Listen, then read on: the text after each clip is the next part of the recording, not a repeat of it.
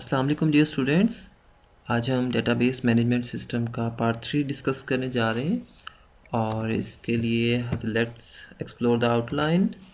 आज हम देखेंगे types of databases, distributed application architecture क्या होता है और इसमें 2 टीयर, 3 टीयर और n टीयर आर्किटेक्चर्स को ज़रा एक्सप्लोर करेंगे। फिर हम देखेंगे क्लाइंट सर्वर एनवायरनमेंट जो है वो क्या होता है। फिर हम देखेंगे एंटरप्राइज सॉफ्टवेयर एप्लीकेशंस किन्हें कहते हैं, डेटा वेयर हाउसिंग क्या होती है और डेटा माइनिंग क्या होती है। Let's come to the types of databases. देखिए सबसे पहले जो हमारे पास टाइप है दैट इज़ सेंट्रलाइज्ड डेटाबेसेस।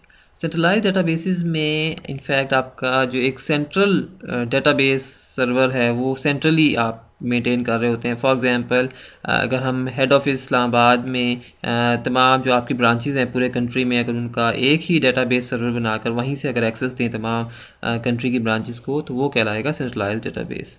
इसी तरह आप इसको एक ही डेटाबेस को कहीं बीच में फॉर एग्जांपल लाहौर में कॉन्फ़िगर कर सकते हैं, तमाम अराउंड के जितने भी सिटीज़ हैं वो उसको वहाँ से एक्सेस कर सकते हैं। इसके कुछ ऑब्वियसली कुछ प्लस पॉइंट्स भी हैं, कुछ इसके नेगेटिव पॉइंट्स भी होते हैं। प्लस पॉइंट्स ये होते हैं कि एक ही जगह पर सेंट्रलाइज्ड डेटाबेस जब हो तो आपको एक ही आपको डीबीए जो है, जो एक टेक्निकल बंदा है, वो हायर करना पड़ेगा और जो है आप इजीली उसको सिक्योर बना सकते हैं, सिक्योरिटी की टेक्निक्स अप्लाई कर सकते हैं और काफ़ी सारी चीज़ें आप एक ही जगह पर ठीक से कॉन्फ़िगर कर सकते हैं। लेकिन जब ऑब्वियसली जब सेंट्रलाइज नहीं होगा, अगर डिस्ट्रीब्यूटेड नेचर का होगा, तो फिर वहाँ पर सब जगह पर एक ही स्टैंडर्ड की तमाम सिक्योरिटी पॉलिसीज़ अप्लाई करना मुश्किल होता है, उनको मैनेज करना, मेंटेन करना भी मुश्किल होता है और ज़्यादा आपको जो है ऑब्वियसली उसकी कॉस्ट भी ज़्यादा होती है।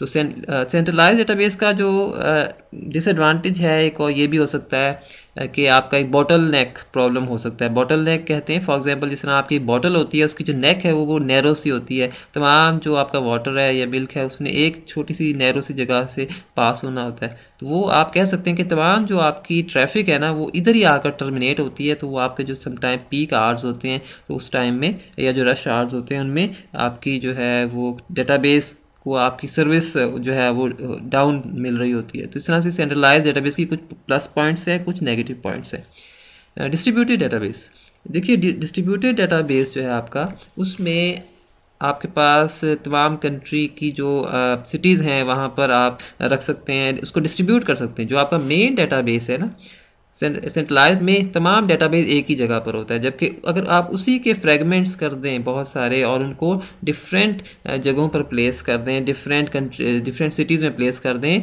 और लोकल यूज़र्स वहीं से आपकी जो उनकी लोकल ट्रैफिक है वहीं से एक्सेस कर सकते हैं, तो हम उसको कहेंगे डिस्ट्रीब्यूटेड डेटाबेस। यानी आपकी जो डेटाबेस एप्लीकेशन है वही इनफैक्ट अब डिवाइड हो गई और तमाम जो यूज़र्स हैं वो डिस्ट्रीब्यूटेड वे में जोग्राफिकली आपने डिवाइड कर दिया डेटाबेस को और फिर वो अपने उसी लोकल एक्सेस करते हुए उस डेटाबेस को वहीं से एक्सेस कर लेते हैं। तो इस तरह से ये होता है समटाइम्स आपका एक हाइब्रिड नेचर का डेटाबेस भी आप कॉन्फ़िगर कर सकते हैं। फॉर एग्जांपल कुछ हिस्सा आप जो क्रिटिकल होता है उसको आप लोकल रख लें और जो नॉन क्रिटिकल हिस्सा है उसको आप सेंट्रल एक जगह पर इस्लामाबाद में कॉन्फ़िगर कर दें। जिसको आप कभी कभी एक्सेस करना है तो उसको आप सेंट्रल रख दें एक जगह पर, ठीक है। और जो आपका जो हर वक्त जो आपकी ट्रांजैक्शंस हैं जो कि लोकली रिजॉल्व होनी होती है उनको आप लोकल सिटीज़ में ट्रांसफ़र कर दें। तो इस तरह से आप मिक्स नेचर का, एक हाइब्रिड नेचर का भी एक डिस्ट्रीब्यूटेड डेटाबेस जो है वो कॉन्फ़िगर कर सकते हैं। तो बेसिकली डिस्ट्रीब्यूटेड डेटाबेस जो है वो क्या है, डिस्ट्रीब्यूटेड नेचर का होता है और आपका असल डेटाबेस ही डिवाइड कर दिया जाता है लोकल यूज़र्स के हिसाब से।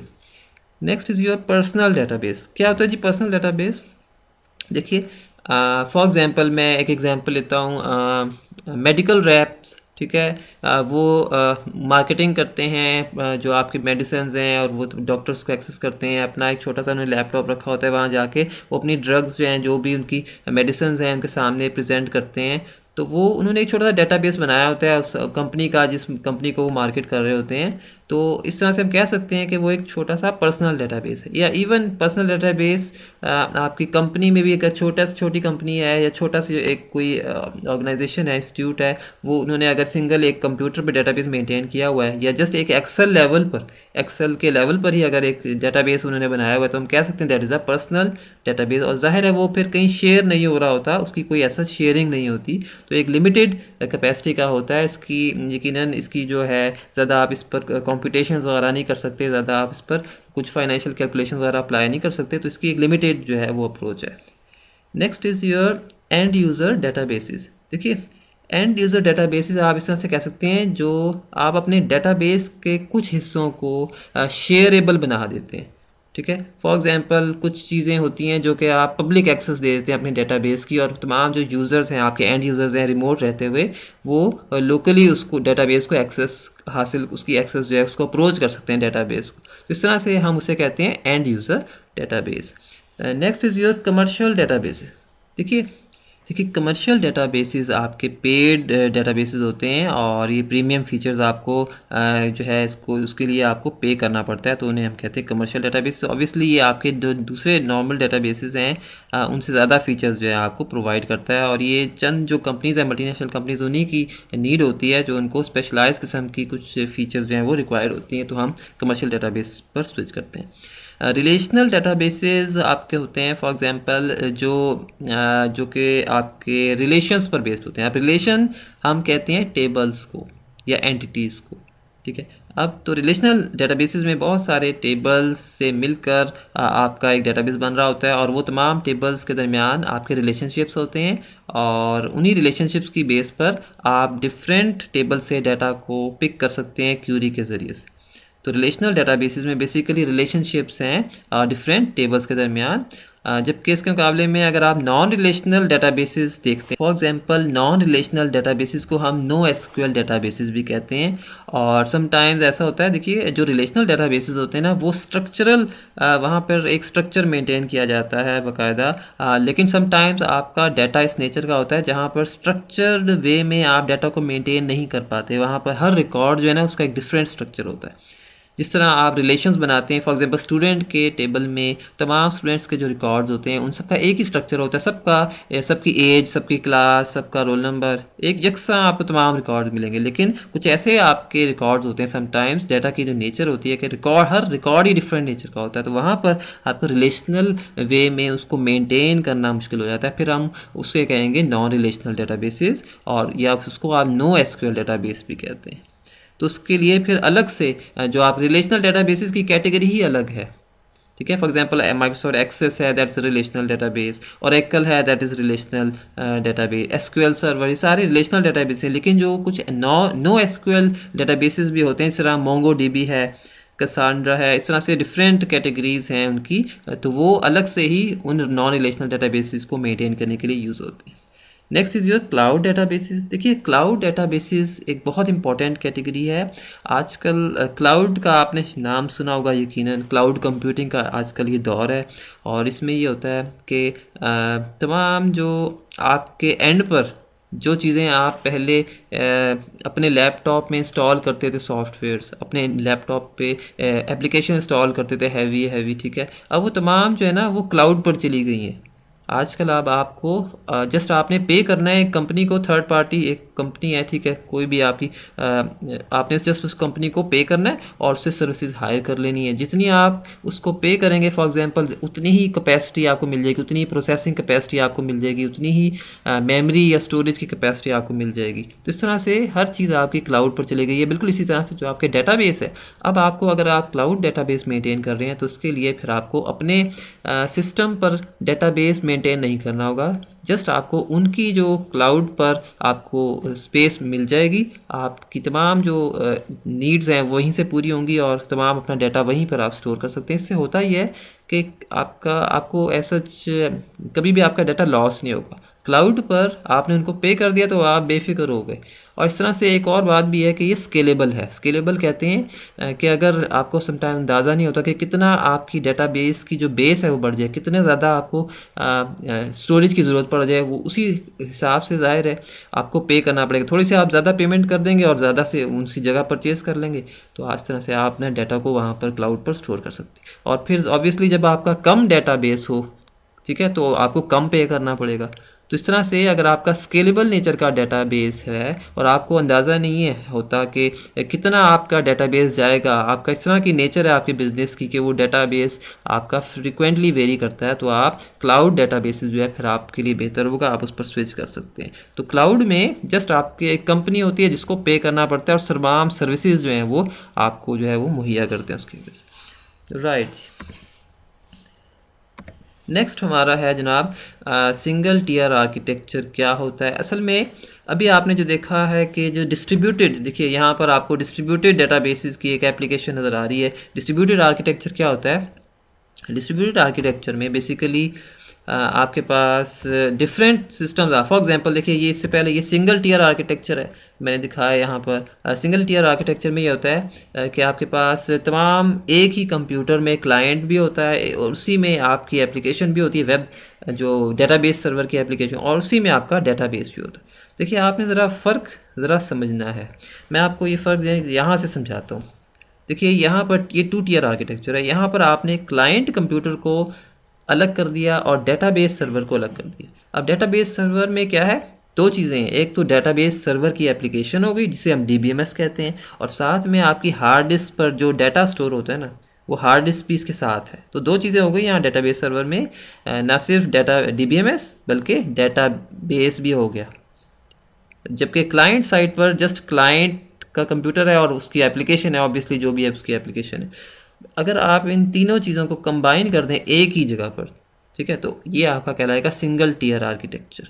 और सिंगल टीयर आर्किटेक्चर में देखें आपके पास ये क्लाइंट कंप्यूटर है, उसमें आपको एक वेब सर्वर की एप्लीकेशन भी नज़र आ रही है, क्लाइंट की अपनी एप्लीकेशन भी है, उसमें डेटाबेस सर्वर जो है, डेटाबेस सर्वर की जो DBMS है वो भी इसी में इंस्टॉल्ड है, और आपका जो डेटाबेस है सब ज़ाहिर है उस वो हार्ड डिस्क लगी हुई है इसमें, तो उस डेटाबेस तमाम आपका जो डाटा है और डाटा उसी हार्ड डिस्क पर डेटाबेस स्टोर हो रहा है। तो ऑल इन वन आप कह सकते हैं सिंगल टीयर आर्किटेक्चर, इसको 1 टीयर भी कहते हैं। जबकि 2 टीयर में क्लाइंट अलग हो गया और डेटाबेस सर्वर जो है वो अलग हो गया, और हार्ड डिस्क जो आपका डेटाबेस है वो आपका वहीं पर बन रहा है, जो आपका जहाँ पर डेटाबेस जो DBMS सर्वर जो है कॉन्फ़िगर्ड है। इसके साथ आपका 3 टीयर एप्लीकेशन होती है जी। देखिए 3 टीयर एप्लीकेशन या 3 टीयर आर्किटेक्चर में 3 जगहों पर डिवाइड हो गया। अब आपके वही जो सिस्टम है 3 जगहों पर डिवाइड कैसे हुआ? पहली फर्स्ट टीयर में उसमें आपका क्लाइंट कंप्यूटर आ गए और फिर वो एक्सेस करते हैं एप्लीकेशन सर्वर को। एप्लीकेशन सर्वर पर आपका जो DBMS है वो इंस्टॉल होता है, तमाम आपके जो लॉजिक है ना, इसे हम कहते हैं बिजनेस लॉजिक लेयर।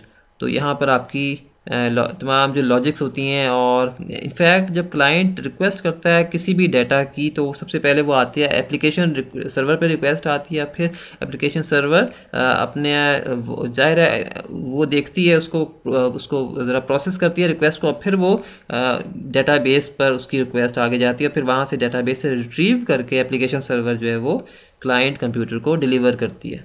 तो इस तरह से ये 3 लेयर्स में ये डिवाइड हो गया।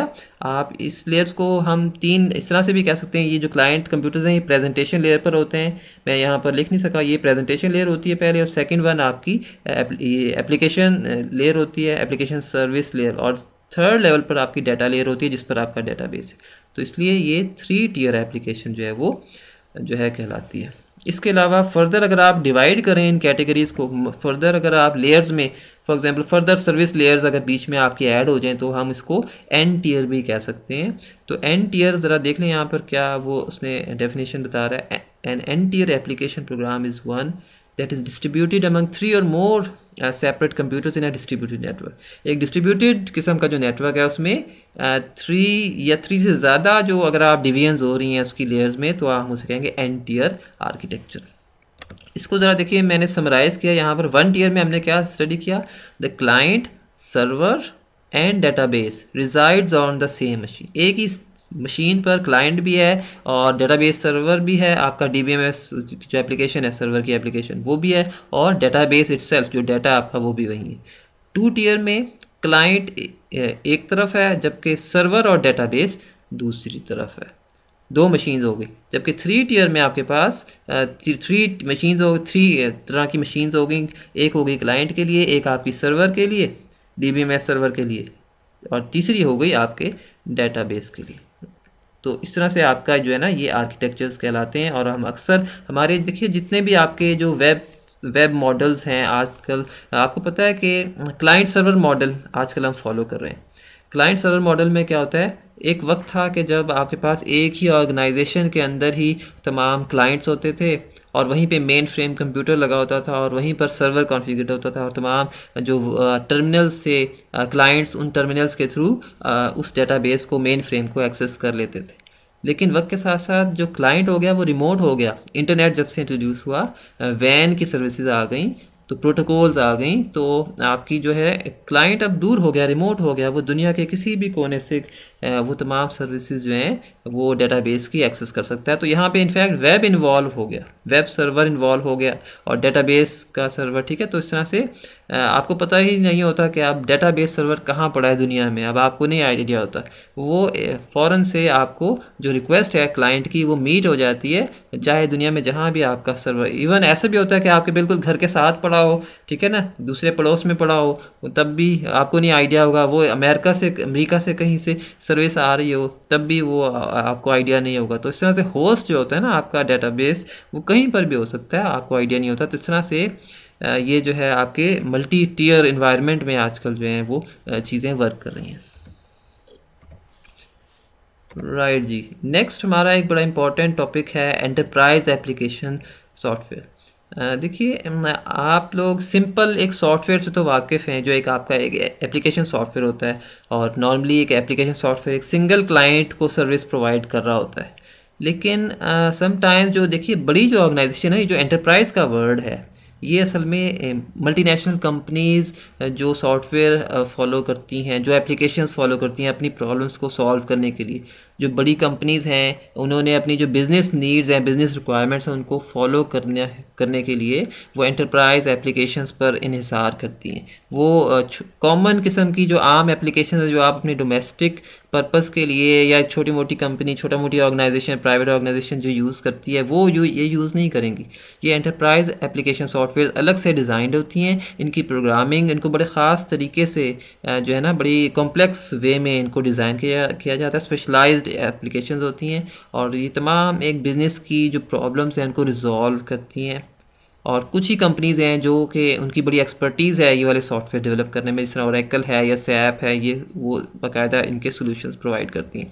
और आपकी ऑर्गेनाइजेशन में जो जो प्रॉब्लम आ सकती है, चाहे वो ह्यूमन बीइंग से रिलेटेड है, चाहे वो प्रोडक्ट्स से रिलेटेड है, चाहे वो सेल से रिलेटेड है, मार्केटिंग है और मैनेजमेंट है, हर तरह का सॉल्यूशन जो है ना ये वाली एप्लीकेशन जो है या ये सॉफ्टवेयर हैं ये प्रोवाइड करते हैं।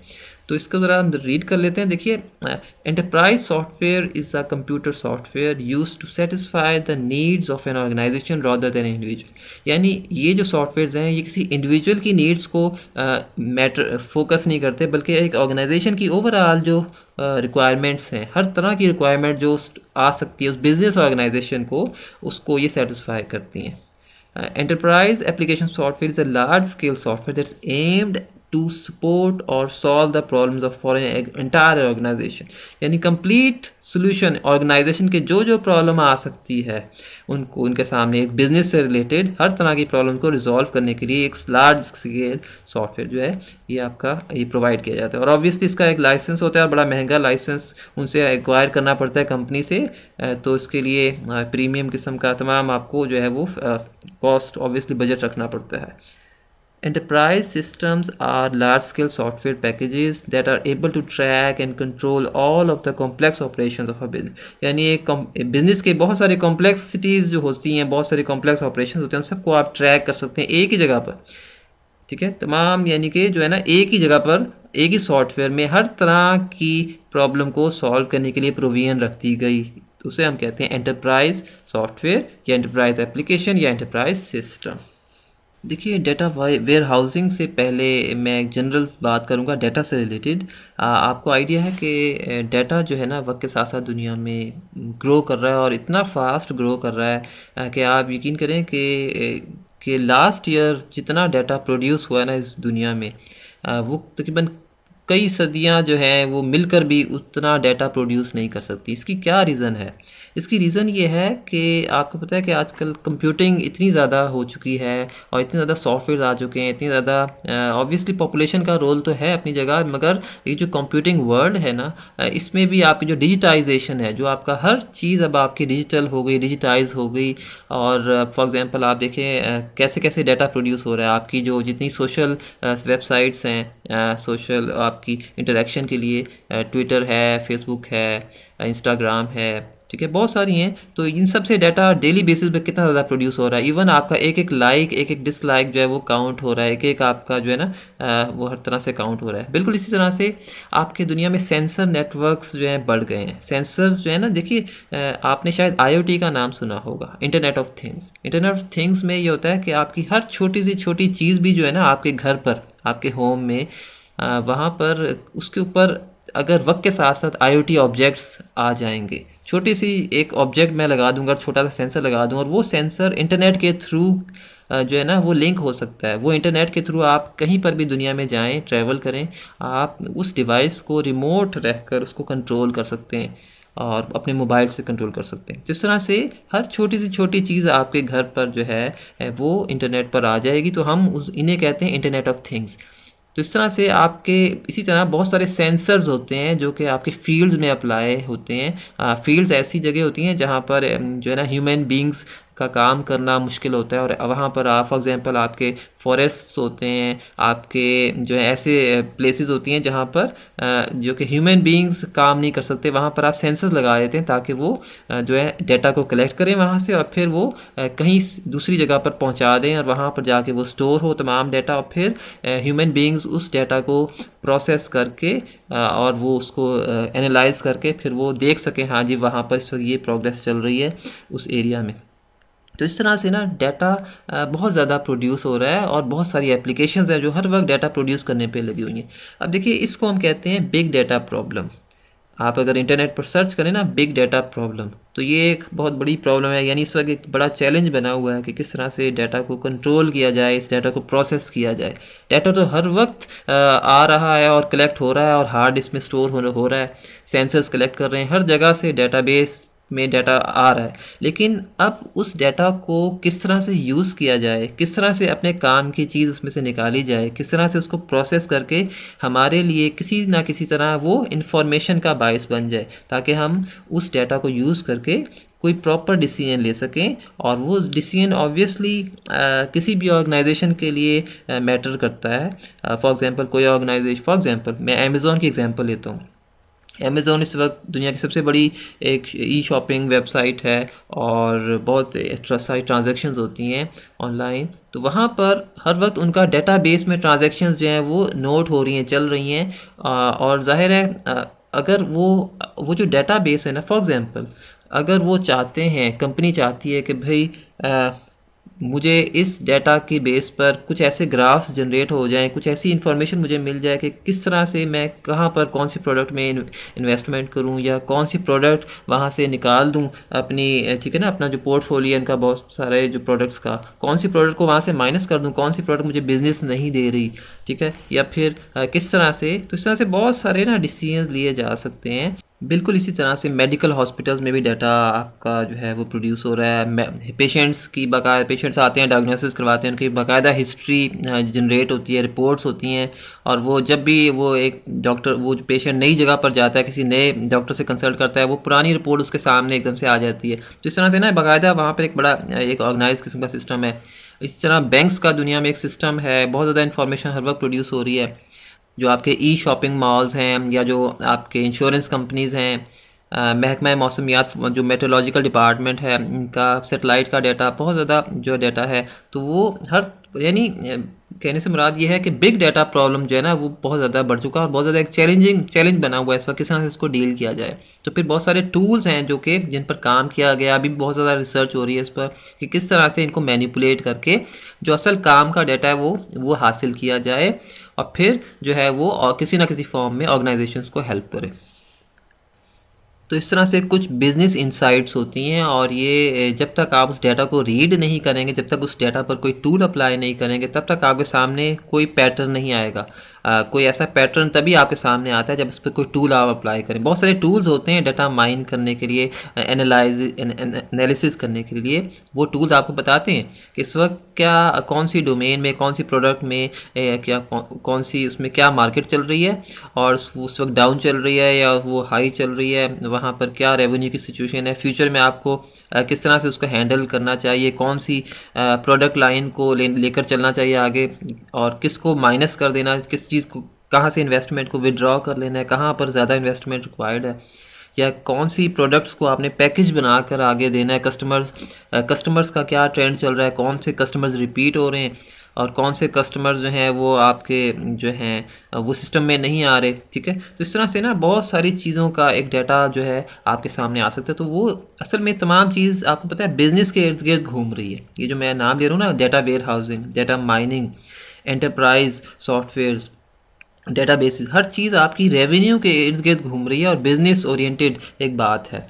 ज़ाहिर है हर ऑर्गेनाइजेशन चाहती है कि उसका रेवेन्यू जो है वो मैक्सिमाइज़ हो और कॉस्ट कम से कम हो, उसके जो ऑपरेशनल एक्सपेंसेस हैं वो कम से कम हो।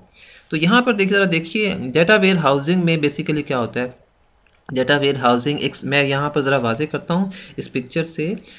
इसमें ऐसा होता है डाटा वेयर हाउस एक डाटाबेस की तरह से हो, जैसे आप डाटाबेस, अब आप सबको पता है डाटाबेस क्या होता है, जो कि कुछ डाटा को स्टोर कर रहा है अपने एंड पर। जबकि डाटा वेयर हाउस आप ये समझ लें कि एक बहुत सारे छोटे छोटे डाटाबेसेस से एक कंपनी, आप एग्जांपल ले लें, एक बैंक है, उसकी बहुत सारी ब्रांचेज़ हैं डिफरेंट सिटीज़ में, वहाँ से सबसे वो डाटा को पिक कर रहा है और अपने एंड पर एक बड़े से डाटाबेस में स्टोर कर रहा है, ठीक है। तो वो जो बैंक 1 है, मैं उसको कह दूँ डाटा सोर्स 1, डाटा सोर्स 2 दूसरा बैंक है, दूसरे सिटी का बैंक, डाटा सोर्स 3 तीसरे सिटी का बैंक ब्रांच है। इस तरह से डाटा को, ये जो डाटा वेयर हाउस है ये डाटा को एक्सट्रैक्ट करेगा, यानी उन सब से डाटा को रिसीव करके पिक करके अपने पास स्टोर कर लेगा और फिर इस पर कुछ अपने एंड पर कुछ टूल्स अप्लाई करके, वो टूल्स हैं वो फिर आप कुछ भी अप्लाई करके जो है कंपनी का जो ओनर है वो समझ सकता है कि भाई इस वक्त कहाँ पर मुझे इन्वेस्टमेंट करनी चाहिए, इस वक्त क्या ट्रेंड चल रहा है, कुछ ऐसे स्ट्रेटेजिक किस्म के डिसीजंस वो ले सकता है। तो इसे कहते हैं बिजनेस इंसाइट। तो कोई ऐसी बिजनेस इंसाइट उसको मिल सकती हैं इस डाटा पर काम करके। अच्छा देखिए जो डाटा माइनिंग है ना वो बिल्कुल इसी से रिलेटेड है। आपने ज़रा फ़र्क ज़रा वाज़े रखना है कि डाटा वेयर हाउस बेसिकली क्या है, जब आपने कलेक्ट किया डिफरेंट सोर्सेज से डाटा को और एक जगह पर प्लेस कर दिया, स्टोर कर दिया, तो ये बन गया एक डाटा वेयर हाउस। यानी data warehouse just a storage of data. लेकिन जब आप इसके ऊपर कुछ टूल्स वगैरह अप्लाई करते हैं, फॉर एग्जांपल ये जो डाटा माइनिंग की मैं बात कर रहा हूँ, इसके ऊपर अब आप कुछ टूल्स जब अप्लाई करेंगे, OLAP कहते हैं, ऑनलाइन एनालिटिकल प्रोसेसिंग टूल्स, तो ये टूल्स जब अप्लाई करेंगे तो डाटा माइनिंग के थ्रू आपके सामने कुछ ऐसे पैटर्न्स आ जाएंगे कि उनके थ्रू आप अच्छे डिसीजन ले सकते हैं, कुछ ट्रेंड्स। और ये जब तक देखिए एक आम डेटाबेस में आप क्यूरी करते हैं, आपको पता है ना क्यूरी क्या होती है, हमने लास्ट लेक्चर में स्टडी किया था स्ट्रक्चर्ड क्यूरी लैंग्वेज, कि आप सिंपली अपने डेटाबेस में, रिलेशनल डेटाबेस में कुछ स्टोर करें और फिर एक क्यूरी लिखें, भाई मुझे ये चीज़ चाहिए, ठीक है। लेकिन ये डाटा माइनिंग इस तरह की क्यूरी लिखने वाला डेटाबेस नहीं है। ये डाटा माइनिंग तो बेसिकली छुपे हुए राज आपके सामने लाता है, ठीक है। और ये कुछ ऐसे एल्गोरिदम्स होते हैं, कुछ ऐसे टूल्स होते हैं, बड़े स्पेशली डिज़ाइंड होते हैं, वही ये काम कर सकते हैं। आजकल डाटा साइंसेस का एक दौर चल रहा है और सबसे ज़्यादा जो एक उभरने वाली लाइन है IT में वो डाटा साइंस है। और तो डाटा साइंस में भी इसी तरह के आपके पास मशीन लर्निंग वाले टूल्स हैं, आर्टिफिशियल इंटेलिजेंस से रिलेटेड बहुत सारे जो है कुछ टूल्स हैं, तो उन पे तो डाटा माइनिंग भी उसी एरिया से रिलेटेड है। तो इस तरह से वो टूल्स वर्क करते हैं, फिर वो प्रोसेस करके आपके सामने जो है आपके सामने कुछ इंफॉर्मेशन लाते हैं और फिर आप के जो मैनेजर्स हैं वो उन पर डिसीजंस लेते हैं। तो डाटा माइनिंग बेसिकली क्या हो गया, आपके सामने कुछ चीज़ें एनालाइज होती हैं, एनालिसिस के बाद जो डाटा आपके सामने आता है, कुछ पैटर्न्स सामने आते हैं, कुछ ग्राफिकल पैटर्न सामने आते हैं जो कुछ इन्फॉर्मेशन आपको दे रहे होते हैं, तो हम उसे कहते हैं डाटा माइनिंग। जबकि डाटा वेयर हाउसिंग जो है वो आपकी सिंपली डाटा को स्टोर कर। आप देखिए डाटा वेयर हाउसिंग की definition, it is the process of constructing and using a data warehouse. ये डाटा वेयर हाउस बनाने का एक अमल है। It is constructed by integrating data from multiple heterogeneous sources that support analytical reporting structured. देखिए यानी आप बहुत सारे सोर्सेज से डाटा को उठाकर इंटीग्रेट करते हैं और एक ही जगह पर, ताकि आप उसको सपोर्ट कर सकें, आपकी एनालिसिस को सपोर्ट मिल सके, आप उसको एनालाइज कर सकें, उसको स्ट्रक्चर्ड फॉर्म में ला सकें और फिर डिसीजन ले सकें। तो ये है सिंपली आपका डाटा वेयर हाउस है। जबकि डाटा माइनिंग जो है वो क्या है, it is a process use by companies to turn raw data into useful information. यानी यहाँ पर उस डाटा पर कुछ आप अप्लाई करते हैं, कुछ टूल्स अप्लाई करते हैं, OLAP जैसे टूल्स, और फिर by using this software to look for patterns in large batches of data. तो वो जो बहुत सारा जो बिग डाटा है उस पर जो आपने टूल अप्लाई किया, फिर आपके सामने कुछ ऐसी चीज़ें आ जाती हैं। Businesses can learn more about their customers to develop more effective marketing strategies, increasing sales and decrease cost. इस तरह से आप अच्छी मार्केटिंग स्ट्रेटजीज फॉलो कर सकते हैं, अपनी सेल्स बढ़ा सकते हैं और कॉस्ट को मिनिमाइज कर सकते हैं। तो दैट्स इट फॉर टुडे। यकीनन यानी तमाम चीज़ें डेटाबेस के इर्द गिर्द ही घूम रही हैं। तो डेटाबेस लिहाज से बहुत इंपॉर्टेंट है, आपको जो है इसका कॉन्सेप्ट्स हैं वो क्लियर होने चाहिए। डाटा माइनिंग में फ़र्क पता होना चाहिए, डाटा वेयर हाउसिंग में एंटरप्राइज सॉफ्टवेयर से रिलेटेड थोड़ा सा आइडिया होना चाहिए। ये जो बिजनेस, इसके अलावा हमने इसमें डिस्कस किया डिस्ट्रीब्यूटेड एप्लीकेशन के बारे में, वो जो टीयर सिस्टम है, सिंगल टीयर, 2 टीयर, 3 टीयर, तो उनका आपको आइडिया होना चाहिए। That's it for today. कोई क्वेश्चन आप लोग पूछ सकते हैं। Thank you for today.